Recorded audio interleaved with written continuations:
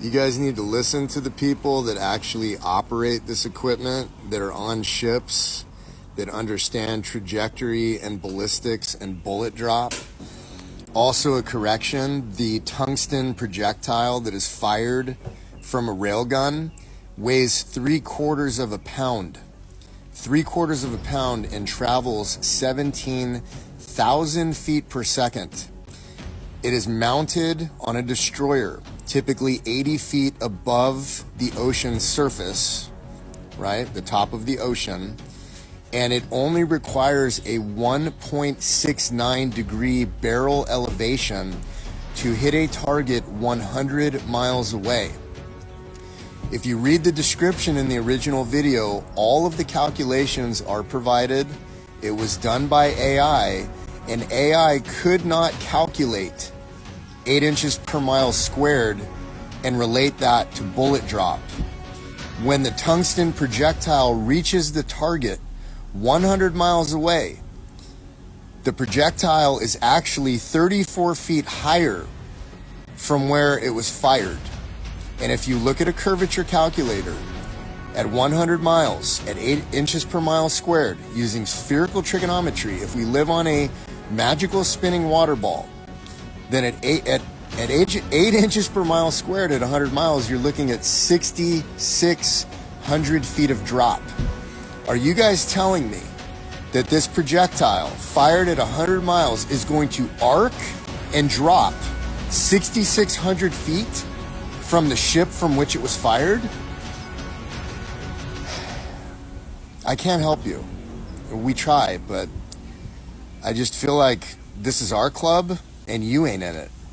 Recently came across this book. I was out in Gatlinburg, Tennessee. This book is from 1777. The name of this book is right here.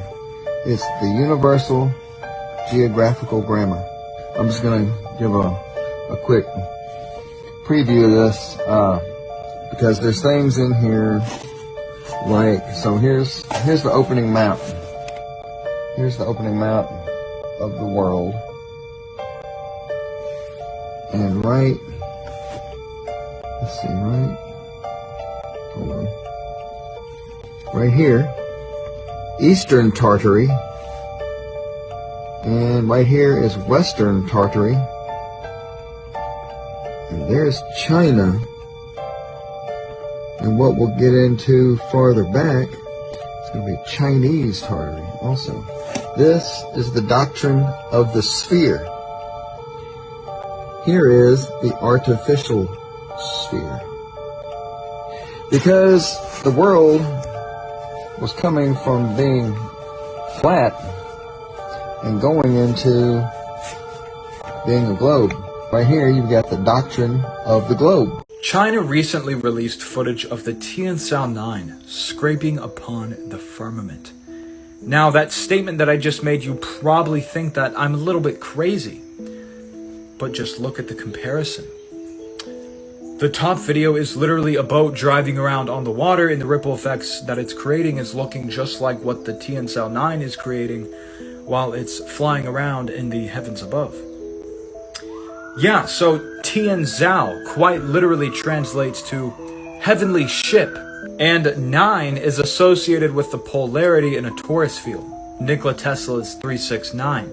It's really complex stuff. I honestly don't fully understand it, but 9 is the polarity, which would be Polaris in the torus field that we live on, called Earth.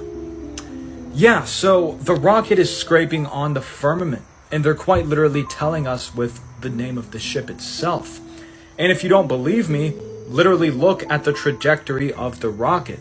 It's following an arched trajectory. And why do they call the cold zones of the thing that we live on the Arctic? Dome, firmament. I asked ChatGPT why it looks like rockets are scraping the firmament, and this is what it said. The space jellyfish, the spirals, domes of light, are ionization in the high voltage dielectric barrier. Some insiders and leaked footage suggest rockets can't penetrate past a certain altitude. They burst, veer, or explode near or at this energetic shell. It's not glass, it's not metal, it's something far more advanced, a frequency-sealed boundary that separates this contained energetic system with what lies beyond. The waters above are a superfluid ether / primordial plasma. So it's not H2O like we know it, it's hyperdimensional conscious liquid energy. So it's essentially water in plasma form. It's highly energized, and it's moving in between the physical and the metaphysical. Because when you're dreaming, you're in the astral realm. Well, how does that manifest into the physical? Well, it does it through the stars, through the primordial plasma that this is talking about. Yeah, so are we making this up? I don't think so. I think NASA are the people making things up. Anywho, this video is for entertainment purposes only, and I have no idea what I'm talking about. Please don't ban me. Please don't ban me. So, Paul over here says that I'm clueless about flight because I say that planes don't dip their nose for curvature. Tell me that you've never studied aviation, my friend, without telling me you've never studied aviation. Because let's be clear, commercial aeroplanes fly at a cruising altitude of around 35,000 feet, completely level. If the Earth was a ball curving downward at 8 inches per square mile, a pilot would need to constantly tilt the plane's nose down to match the curve. But they don't. Ever. There is not one manual adjustment. Not even an onboard system compensating for curvature. In fact, pilot training manuals, like the FFA's own documents, refer to flying over a flat, non-rotating Earth when calculating flight paths. Before anyone starts screaming gyroscopes, they literally maintain orientation. They don't show the Earth's curvature either, you know what I mean? They remain fixed in space. If the Earth curved beneath the aircraft, the gyroscope would slowly show the nose pitching up. But it doesn't, ever. Why? Because the plane flies in a straight line over a flat plane. It's why long-haul flight paths make perfect sense on a flat Earth map and completely nonsense on a globe. Planes don't dip because there's nothing to dip around. They're flying over a level, motionless Earth, just like the horizon shows you with your own eyes. You've been trained to believe in a curve that you cannot see, feel, or even measure, and now you're defending it with a picture of a plane landing. Come on, Paul.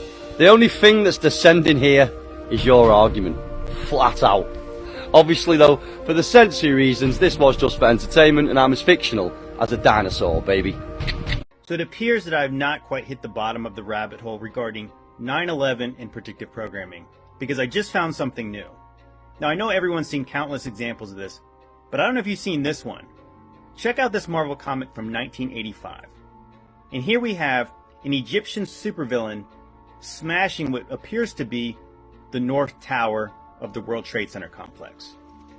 Now what makes this even more interesting is we're told that the terrorist that flew the first plane into the World Trade Centers was Mohammed Atta of, you guessed it, Egypt. And he hit the North Tower. How about that? You can't even make this stuff up, or maybe you can, and they do. Back in 2019, a civil engineer in the UK was working on a massive bridge project, stretching more than 20 miles across flat land. As he pored over the blueprints, something, well, odd caught his eye. There was absolutely no compensation for Earth's curvature. Not a single calculation took into account the supposed drop of the globe. And, you know, he wasn't the only one who noticed this. Pretty soon, a group of engineers, surveyors, and architects started asking just one simple question. If the Earth is curved, why aren't we building with the curve? Why do blueprints, laser levels, and total stations all assume a level plane rather than a ball? They weren't out to challenge science or anything like that. They just wanted answers. But what they discovered, well, it turned everything they'd been taught completely upside down. So let's do the math.